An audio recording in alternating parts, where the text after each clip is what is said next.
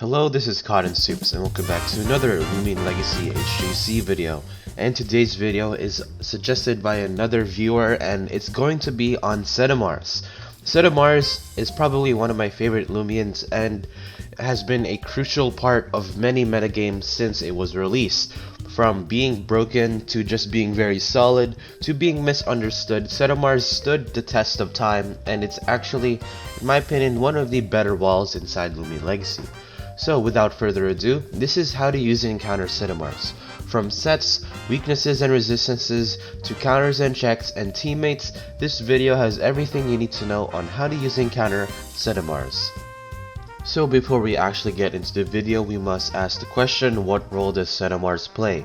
Well, thankfully this question is pretty easy to answer thanks to its base stats.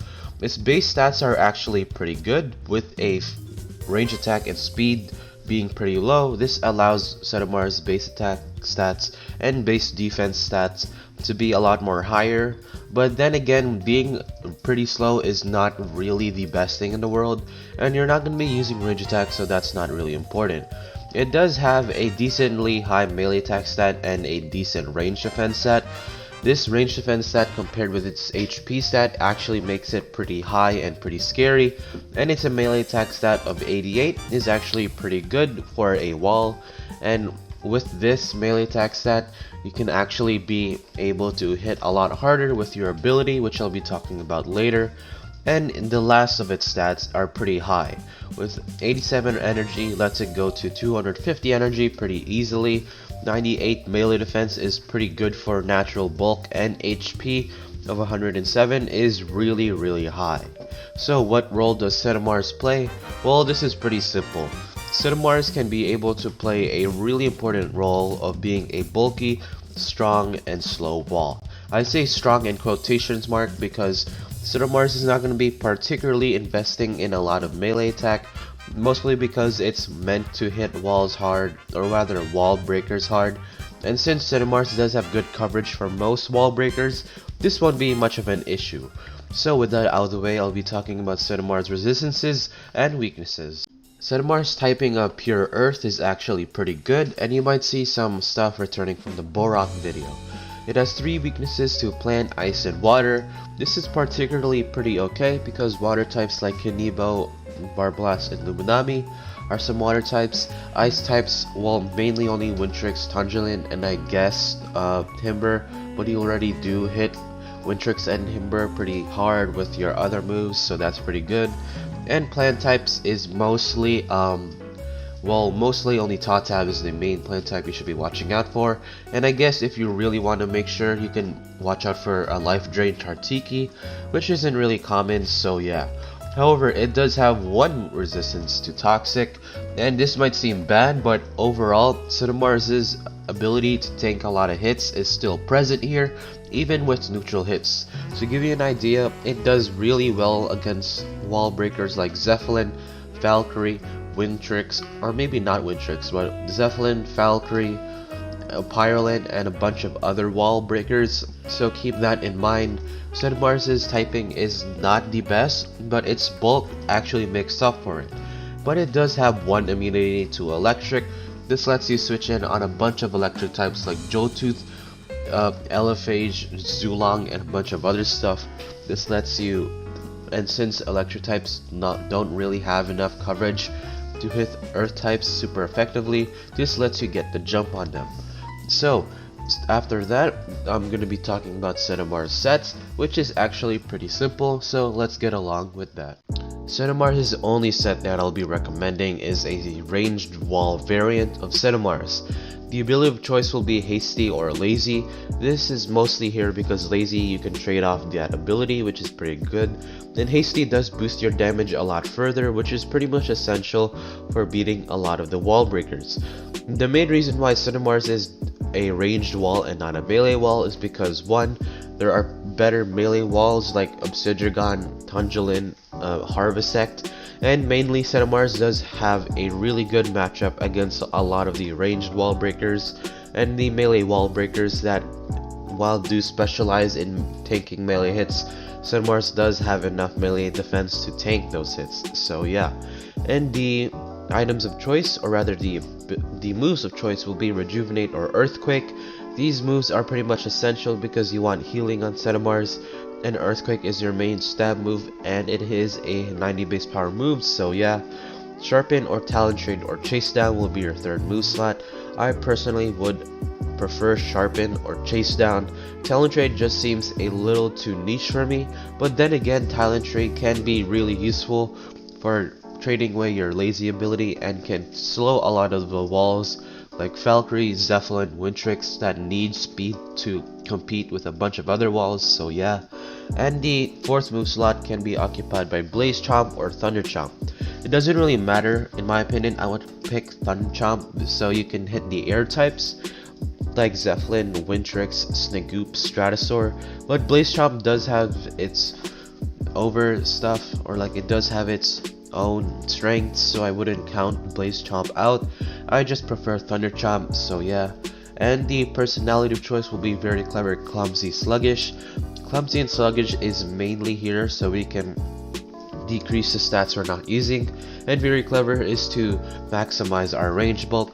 And the item of choice will be Heavy Shield. I guess you could put Health Amulet here, but Health Amulet is much desired on a bunch of other stuff, so yeah. And Heavy Shield is to maximize our range defense, so let's get along with that. And the TPs of choice, 60 energy is enough for 2 Sharpens or 2 Talon Trades, and I'm pretty sure 2 Chase Downs as well. 2 Earthquakes as well, and also 1 Rejuvenate, which is pretty good.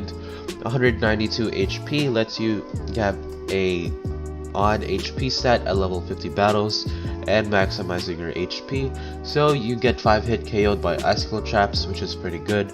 And 200 ranged defense is pretty much self-explanatory, and the 48 melee attack or 48 melee defense is pretty much leftovers. You don't really have to worry about that.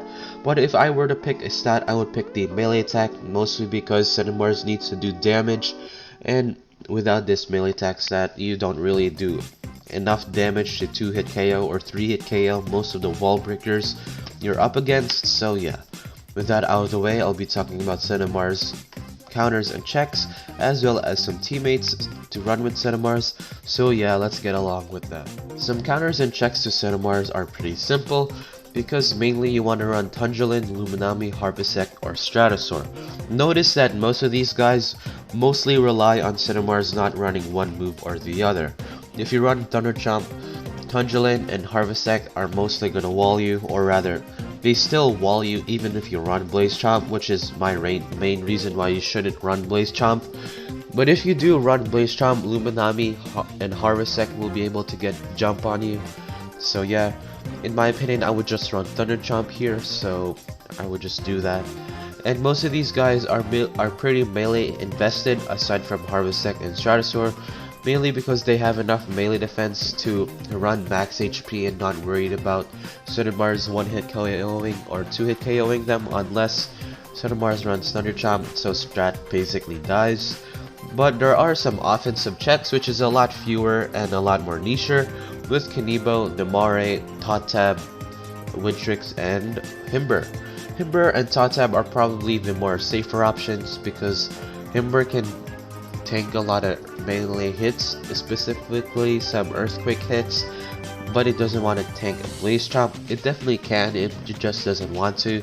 Totab is mainly here so you can either predict the Earthquake or Thunder Chomp and then switch in perfectly fine and then deal a lot of damage, so yeah.